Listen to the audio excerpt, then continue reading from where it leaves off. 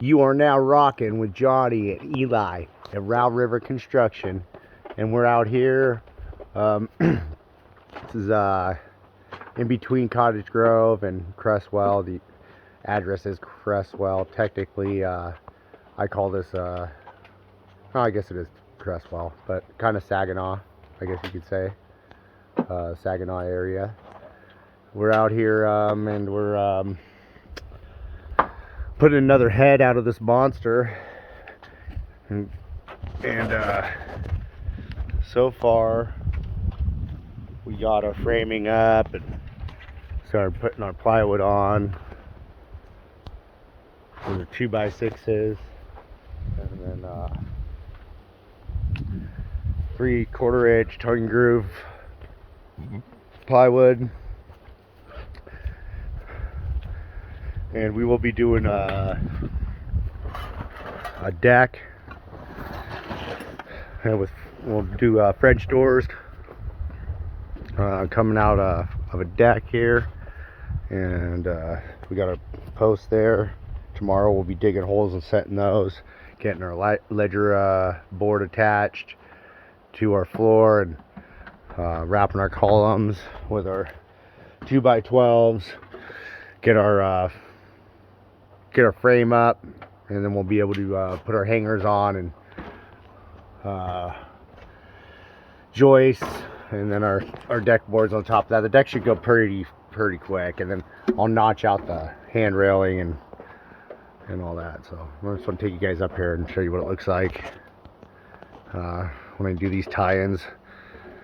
They tend to get a little tricky. The framing takes time depending on how big it is. You know, you always want to plan for at least a couple days if it's just you and one guy, or just you by yourself, just because it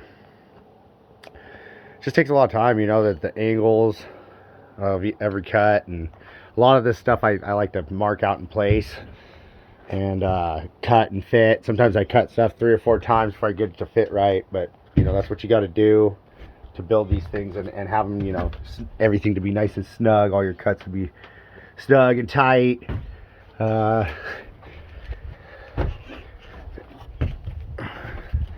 This is what it looks like up here. There's Eli cleaning up down there, and the pitch on this roof, I don't know if you guys could tell in this video, but it is steep. I mean, I'm holding on, and if I wasn't holding on right now, I would just go right off. So we got to be real careful walking around here. I brought harnesses and rigging and all that, but because we've been using the scaffolding like we haven't really we work, you know, pretty steady, at a pretty steady pace. We don't try to push each other too fast to where we're falling off the roof. So we were able to manage to get this up like this so far without any rigging. I'll piece it in this corner tomorrow, and we'll have to cut the metal back a little more so I can tuck my valley flashing, slide my valley flashing in when I go to do my metal. But yeah, that's the way the connection comes out here.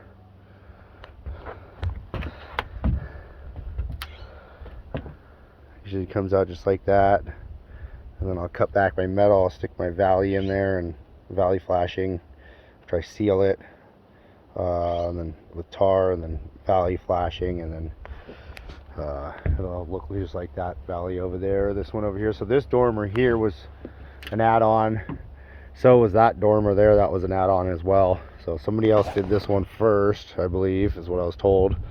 Then another contractor years later did that one, and now this one is several years later. Now here I am, and pretty rigid up here. I mean,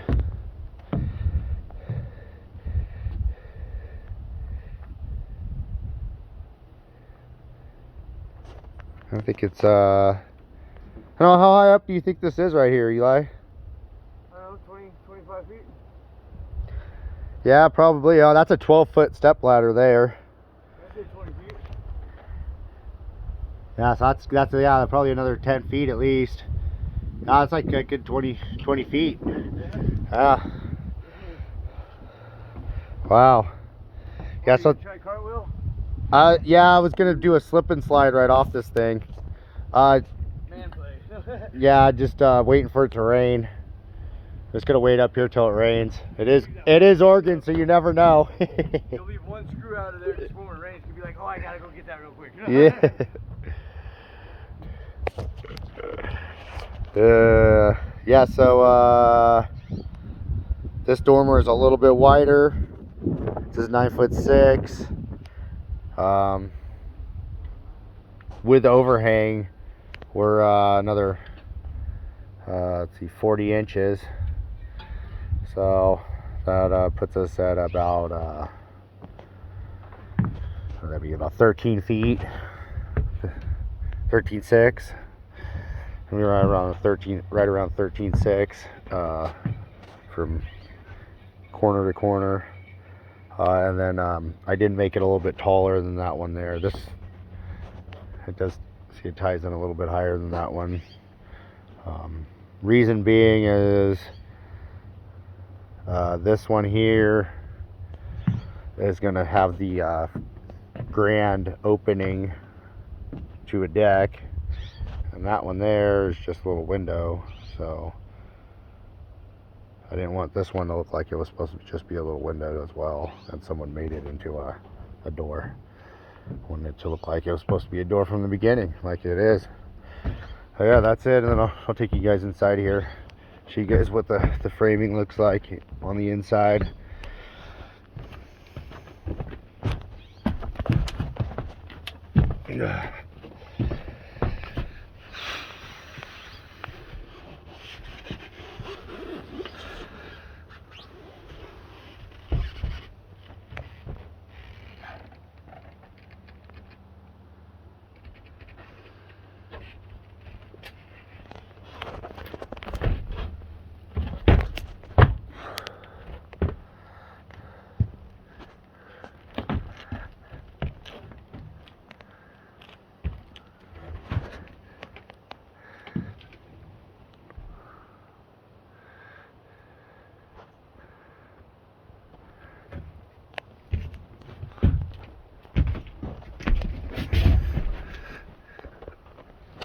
So what ends up happening is you get your full-on truss with your C cut and your bird's mouth cut down here,